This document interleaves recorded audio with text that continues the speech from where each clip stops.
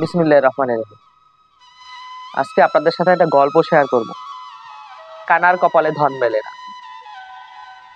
প্রত্যন্ত এক গ্রাম ছিল। সেই গ্রামে একটা বাড়ি ছিল। বাড়ির ভিতরে অনেকগুলো ঘর ছিল। সেই ঘরে একটা ছেলে ছিল, মধ্যবয়স্ক ইয়াং। তার চোখ অন্ধ ছিল।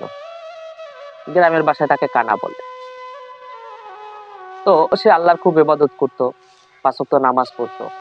বাড়ির সামনে একটা মসজিদ ছিল। সে সবসময় মসজিদে নামাজ পড়তে পছন্দ করতো। তো সে কানা হলেও সে ফিল করে করে সবসময় মসজিদে এসে নামাজ পড়তো। তো একদিন দুপুরে নামাজ পড়তে পড়তে আল্লাহর কাছে বলতেছে যে, আল্লাহ, আমার চোখ দুটো তুমি ভালো করে দাও। তো যথারীতি আল্লাহ তার এই দোয়াকে কবুল করে। তো ২ দিন পরে গ্রামে এক ডাক্তার আসে। সেই গ্রামের ডাক্তার তাকে বলে যে, আপনি একটা অপারেশন করলে চোখ দুটো ভালো হয়ে যাবে। তো সে অপারেশন করে চোখ দুটো ভালো হয়ে যায়।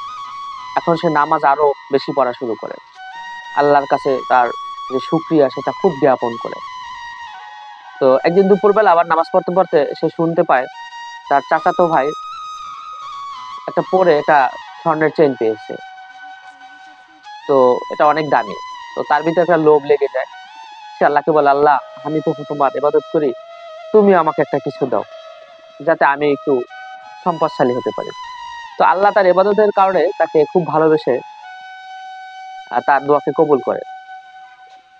তো একদিন দুপুরবেলা আহ সে আল্লাহর কাছে আবারও চায়। তো আল্লাহ তাকে দেওয়ার প্রস্তুতি নেয়। তো সেদিনই সে কি করলো, যে সে যে অন্ধ ছিল সে ফিল করে করে বাসায় যাবে, এটা চিন্তা করলো যে না, আমি তো এখন দেখতে পাই, তো অন্ধ অবস্থায় কিভাবে ছিলাম আমি একটু দেখি পারি কিনা।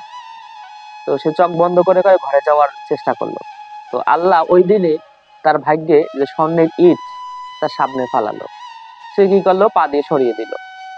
আল্লাহ দ্বিতীয়বার আবার দিল। সে আবার সরিয়ে দিয়ে বলল যে, এত ডিস্টার্ব করে, ইট কোথা থেকে আসলো? কিন্তু সে চোখ মেলে দেখে না যে তার পায়ের নিচে একটা স্বর্ণের ইট পড়েছে। তো আবার সরিয়ে দেয়। যথারীতি আল্লাহ আবারও তাকে দেয়। তো সে আবারও বলে যে, ইট এত ডিস্টার্ব করে, এই রাস্তায় ইট কোথা থেকে আসলো? কিন্তু সে চোখ মেলে দেখে না, কারণ ওই যে সে ফিল করে যাবে। তো না দেখার কারণে সে বাসার ভিতরে চলে যায়। তো এশার নামাজ পড়ে যখন ঘুমায়, এশার নামাজের সময় সে একবার বলে যে, আল্লাহ, তুমি তো আমাকে কিছুই দিলা না, তুমি কি আমাকে কম ভালোবাসো?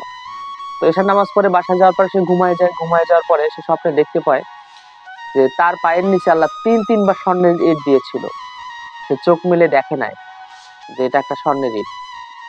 তো সে ঘুম থেকে উঠে বলে, আসলে কানার কপালে ধন মেলে না। ধন্যবাদ সবাইকে।